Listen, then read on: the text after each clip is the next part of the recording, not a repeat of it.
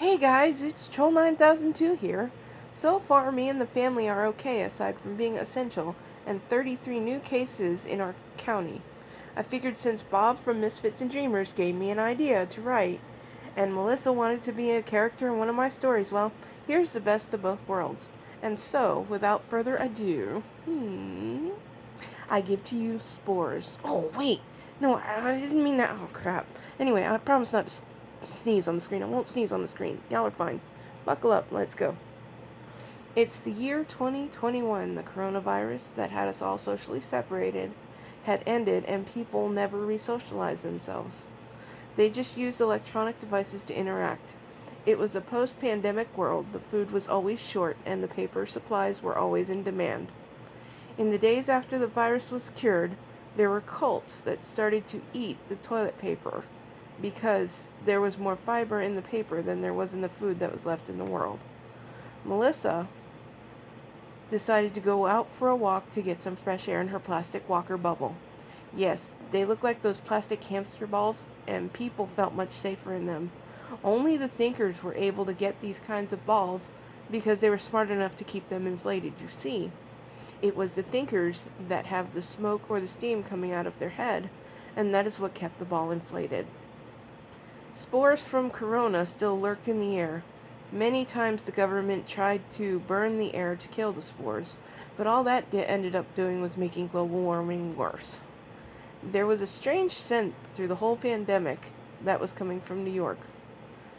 And the whole time the pandemic was happening, there was a lingering odor. Nobody knew. Some people were not sure where it was coming from or even what it was.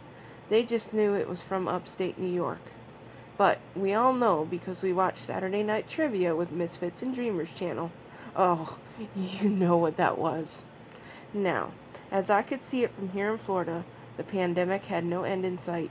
Even though we had a cure, the crazy pharmaceuticals would only distribute it to the highest bidders. For a while, that was acceptable, but after many months, a side effect was discovered from the cure. And the oldest people who had to take the cure meds were turned into superheroes. That was the side effect. Yes, that 90-year-old granny that you were making fun of in the supermarket could bury you into the ground with one punch and fly away. And not only that, but those with dementia suddenly have photographic memories and didn't mind telling you any and everything that happened decades ago. A group of maybe 3 seniors got together and stormed the pharmaceutical the pharmaceutical company and demanded change. If it was not for them and the smart people like Melissa who invented the test kits and the hamster balls, then no one would ever be able to go out ever again. As it was, at the worst time of the pandemic, martial law had to be applied because people wouldn't stay home. I still had to go to work. Almost got shot at least twice, even with my papers. In this day and age, where food could be delivered by reaching into the computer and pulling it out, people were just too lazy to do it. They would rather have someone else come do it for them. And so many starved during this time from being lazy. That brings me back to the toilet paper eaters. You could not get fresh produce or good meat yet, as the world had only begun to get back to life outside of and off the computers and TV screens. And so what little bit of fresh food people could get, they would get, but the cult people would always get the highly preserved box food, and instead of fresh veggies and fruit, they would just eat the toilet paper. It came from nature, and it dissolved so easy in the mouth. They were also the ones that hoarded it all up so they could sell it at triple the price. But that was quickly stopped, and so if you ask me, that was karma. And also the instant karma was once they started eating it depending on their body type, it either clogged them up or it gave them the squirts. And even though it was toilet paper, it did not cleanse from within. Back to the hamster balls and Melissa. Melissa was a genius inventor of the advanced air kits, as well as the one who leaked the information about the cure being ready. The kits were very cost efficient to make and were made in the USA. Same goes for the hamster balls. We will call those air balls. I'm grown, but I need to call them air balls. The air testing kits you could get in any store kind of look like the pool testing kit, and it worked sort of the same except for a few different ingredients, which were a secret. No one ever found out about the ingredients, and that's what made them work. They were 100% effective and non-harmful to the environment.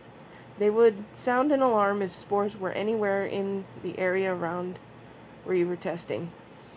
They were in government agencies, homes, schools, all around the world. And when the superhero seniors heard the alarm go off, they knew how to use the kit to suck up the spores from the air, because the cure that ran through their body made the response to knowing how to use the kit easier than the thinkers who would overthink the kit. It seemed everything was starting to get back to normal. The senior heroes and airballs kept the planet safe daily, and life moved on. Of course, there were a lot of changes made, and when produce started hitting the streets again, in open-air markets, it was discovered that people could no longer be around each other in the airballs. Too much damage was happening, but what could be done with them? Some of the airballs were repurposed into underwater life bubbles, where you could watch sea creatures in their natural environment, or giant ball pits. But the people had to trust the air to come out of them, or stay at home. Finally, everybody started walking around without the air bubbles, breathing in deep and coughing from the smell. They realized that all the pollution had not just floated away, it had fallen to the ground. And unless they could find a giant aerosol can of good spray, the smell would never be gone. That is when Melissa remembered the smell that came from New York during the pandemic. Bob from Misfits and Dreamers could put out a different scent just by what he ate. And so, Melissa, who was good friends with Bob, flew to New York and talked Bob into trying to help the world get a different scent. And the senior heroes were, of course, brought in as they were ready for anything.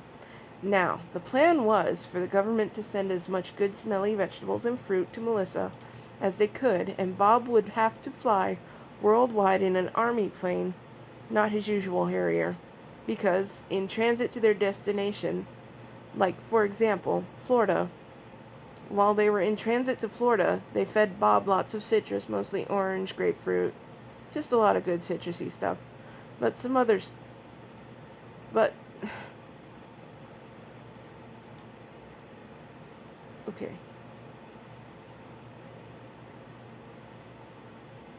And they would open the Bombay doors and he would just let her rip. And the seniors would blow hard to distribute the smell, and suddenly Florida smelled like citrus. And the smell was determined by what each state was known for growing or producing a lot of. Iowa, for example, is known for corn. At least that's what my dad always said. They gave him popcorn because corn really doesn't have a smell to me. And really, it's okay if you disagree with me on that. Let me know in the comments.